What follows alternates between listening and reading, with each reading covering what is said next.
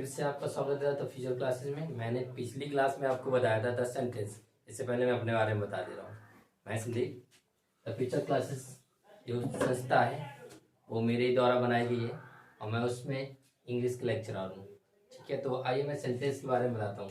Sentence के बारे में मैंने आपको जो बताया था, सेंटेंस शब्दों से मिलकर के वाक्य बनता है, इसे हम सेंटेंस कहते हैं।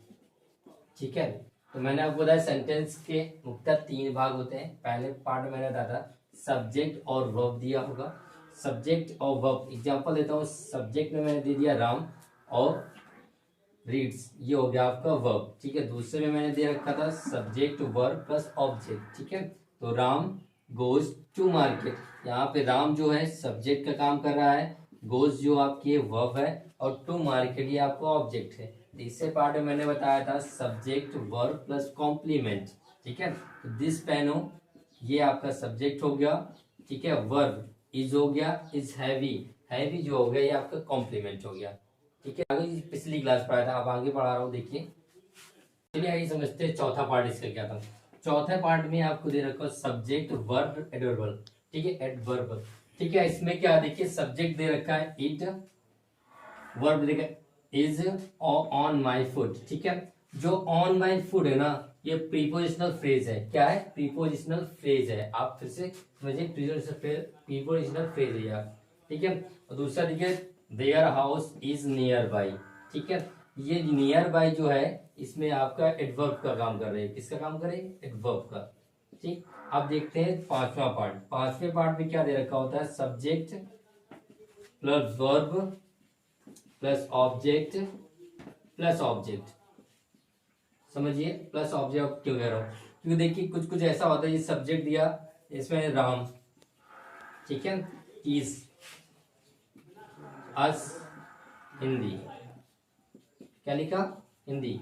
तो देखिए इसमें दो दो ऑब्जेक्ट दे रखा है। क्या दे रखा? दो, टीचर्स अस हिंदी। ठीक है, तो ये एक आपका हो गया, इसमें दो सब ऑब्जेक्ट दे रखा है। ठीक है, ये 5 तरह के होते हैं। आप समझ गए होंगे इस बात को। ठीक है, तो अब आपको समझते हैं। अब मैं आपको आगे क्लास में बता रहा हूँ काइंड्स ऑफ सेंटेंस। जी हाँ, काइंड्स ऑफ सेंटेंस 5 तरह के होते हैं जो मैं आपको बताने जा रहा हूँ।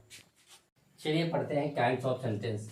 मीनिंग और सेंस के अनुसार सेंटेंस 5 प्रकार के होते हैं। जिसमें पहला है स्टेटमेंट। ठीक है, बहुत सारे लोग पढ़ाते हैं कुछ अलग अलग तरह से, लेकिन मैं कहता हूँ स्टेटमेंट, क्योंकि मीनिंग्स के अनुसार स्टेटमेंट 2 तरह का होता है, अफर्मेटिव और निगेटिव। ठीक है, मैं फिर से बता रहा हूँ, स्टेटमेंट पहला मैं बता रहा हूँ, अफर्मेटिव और निगेटिव। ठीक है, कथन 2 ही प्रकार का होता है। स्टेटमेंट मैंने होता है कथन, जो आप एक नॉर्मल से दे दिया, मैंने कहा राम इज अ थीफ। एक नॉर्मल सा एग्जांपल दिया मैंने, Ram is a thief, Ram चोर है, ये आपका अफर्मेटिव हुआ। ठीक है, दूसरा देखिए दे रहा हूं, Ram is not a thief, Ram एक चोर नहीं है। ठीक है, तो ये हो गया निगेटिव आपका। ठीक है, तो मैंने आपको बताया स्टेटमेंट पहला ये 2 प्रकार का होता है, अफर्मेटिव और निगेटिव। जिसमें से एग्जांपल मैंने आपको दे रखा, पहला Ram is a thief, Ram चोर है, ये आपका अफर्मेटिव में आ गया। दूसरा आया Ram is not a thief, Ram एक चोर नहीं है, ये आपका निगेटिव में आ गया। अब इसका देखते हैं दूसरा पार्ट। आज का स्टेटमेंट दूसरा आता है इंटरोगेटिव। ठीक है, प्रश्नवाचक वाक्य। ठीक है, इसकी डिफिनेशन देखिए, a sentence that ask a question is called an interrogative. ठीक है, वे वाक्य जो किसी से प्रश्न पूछने में प्रयोग किए जाते हैं उन्हें इंटरोगेटिव सेंटेंस कहते हैं। ये कैपिटल लेटर से स्टार्ट होते हैं और क्वेश्चन मार्क से खत्म होते हैं। फिर से बता रहा हूं, ये वाक्य कैपिटल लेटर से स्टार्ट होते हैं और क्वेश्चन मार्क से खत्म होते हैं। ठीक है, एग्जांपल के थ्रू आपको ज्यादा समझ में आएगा। मैं एग्जांपल आपको दे रहा हूँ। ठीक है, ये क्या होता है? प्रश्नवाचक होता है 2 तरह के, यस या नो भी कह सकते हो। मैंने कहा डू यू नो मी। ठीक है, ये मैंने किसी से प्रश्न पूछा होगा, क्या आप मुझे जानते हो? लास्ट में मैंने खत्म किया इससे, किससे? क्वेश्चन मार्क से। ठीक है, दूसरा क्या होता है? ये भी 2 प्रकार के होते हैं, WH फैमिली से बिलोंग करते हैं। जिसे सिंपल सा एक बता दे रहा हूँ। ठीक है, वेयर डू यू लिव। आप कहाँ रहते हो, ये भी एक प्रश्न ही हुआ। मैंने किसी से एक प्रश्न पूछा, आप कहाँ रहते हो, ठीक है। तो ये दोनों ही क्या है, इंटेरोगेटिव है, और इसका साइन भी लास्ट में लगा हुआ है। इससे आप पहचान सकते हो ये इंटेरोगेटिव सेंटेंस है, ठीक है। तो ये जरूर याद रखिए, इंटेरोगेटिव पहचानने के लिए क्या होगा, पहली बार तो इसमें क्या होगा, डब्ल्यू एस फैमिली से स्टार्ट होगा, या फिर लास्ट में सबसे बड़ा पहचानने का मुद्दा होता है, ये क्या होता है कि इंटेरोगेटिव मार्क्स साइन ऑफ जरूर लगा होता है, साइन, ठीक है। अब तीसरा बार पढ़ते हैं। देखिए बनाते हैं थर्ड नंबर इम्परेटिव सेंटेंस, ठीक है। An imperative sentences express command, request and advice, ठीक है। जो कि कमांड दिखाते हैं, रिक्वेस्ट दिखाते हैं, और एडवाइस, किसी को सुझाव सलाह देने के लिए भी हम इम्परेटिव सेंटेंसेस का यूज करते हैं, ठीक है। देखते हैं कुछ एग्जांपल के थ्रू आपको ज़्यादा समझ में आएगा। एक एग्जांपल देता हूँ सिंपल सा, ओपन द डोर, ठीक है। ओपन द डोर, ये मैंने किसी को, ठीक है, इसमें क्या है, ओपन द डोर मैंने किसी से ऑर्डर किया होगा कि ये दरवाजा खोलो, ठीक है। दूसरा देखिए example, please give me a glass water, ठीक है। मैंने कहा please give me a glass water, मुझे एक गिलास पानी चाहिए। इसमें मैंने क्या किया, रिक्वेस्ट किया हुआ है, क्या हुआ, रिक्वेस्ट कर रखा। अब देखिए क्या होता है, हमेशा याद रखना जो इंपरेटिव सेंटेंस होते हैं वो है ना हमेशा प्रेजेंट इंडेफिनिट टेंस से स्टार्ट होते हैं, ठीक है। प्रेजेंट इंडेफिनिट से स्टार्ट होते हैं, और ये एक सबसे अच्छा प्रेडिकेट का उदाहरण है। मैं फिर से बोल रहा हूँ, ये प्रेजेंट इंडेफिनिट से सबसे पहले शुरू होते हैं, ठीक है। और इसमें यू जो होता है हिडन होता है, और ये प्रेडिकेट का सबसे अच्छा उदाहरण है, जी हाँ, प्रेडिकेट का, ठीक है। इसमें क्या होता है, कभी कभी ये ऑलवेज से भी स्टार्ट होते हैं, जैसे ऑलवेज से देखो, ऑलवेज, मैं एग्जांपल एक आपको और बता रहा हूँ, नॉर्मल से ऑलवेज मैंने लिखा, ऑलवेज स्पीक द ट्रूथ, सदैव सत्य बोलो, ठीक है। इसमें क्या होता है, कभी कभी नेवर से पहले या डू नॉट से पहले नेवर का यूज भी कर देते हैं, ठीक है।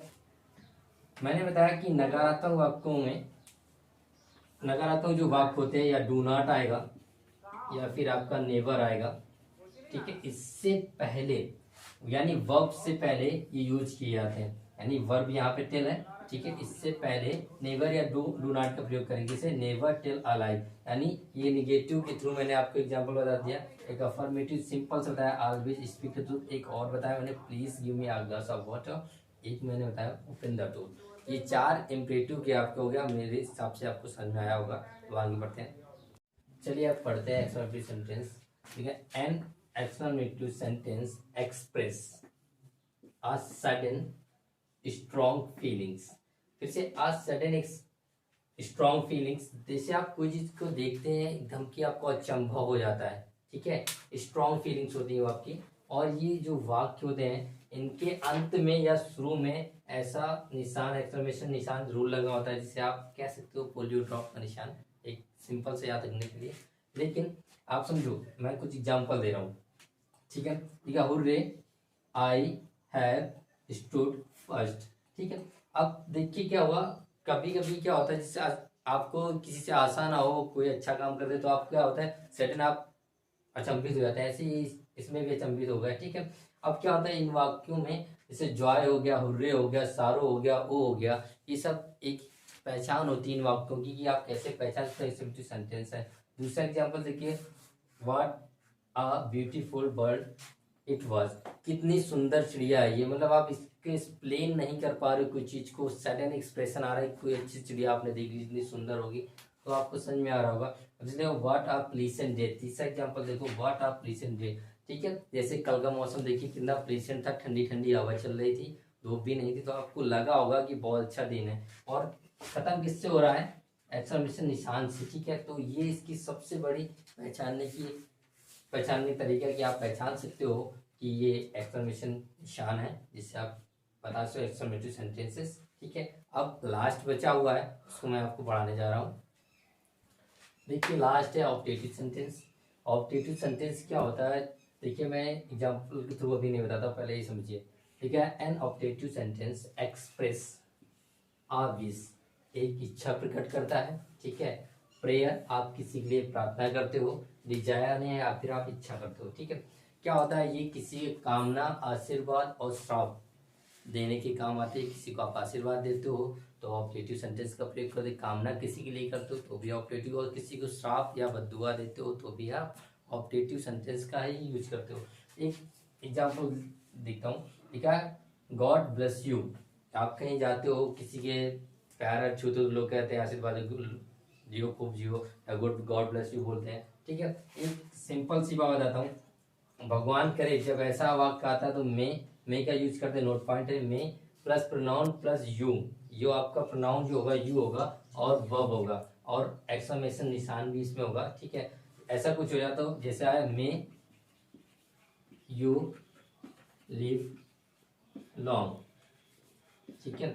एक सिंपल सा ये हो गया, ठीक है। अगर आप किसी के लिए कामना करते हो, ये मैंने किसी से कामना की होगी कि आप 100 साल जियो, 50 साल जियो, ठीक है, तो ये आपका क्या हो गया, कामना के थ्रू हो गया। आशीर्वाद दे रहे हो, इसमें गॉड ब्लेस यू आशीर्वाद हो गया, या श्राप देना, ये श्राप देना क्या हो, गो टू हेल आप बोल रहे हो, गो टू हेल, नर्क में जाओ, ठीक है। जब आप गो टू हेल बोलते हो तो आप ये किसी को बद्दुआ या श्राप दे रहे हो, ठीक है। तो ये पूरा सेंटेंस मैंने आपको शुरू से पढ़ाया, सेंटेंस क्या होता है, उसके भाग के 3 मैंने बताया, फिर उसके काइंड्स मैंने 5 प्रकार के बताया। मेरे ख्याल से आपको समझ में आ गया होगा। अगर आपको कुछ भी समझ में नहीं आया है तो कमेंट बॉक्स में आप कमेंट जरूर कीजिएगा, और हमारे चैनल को लाइक, सब्सक्राइब और शेयर जरूर कीजिएगा। नमस्कार।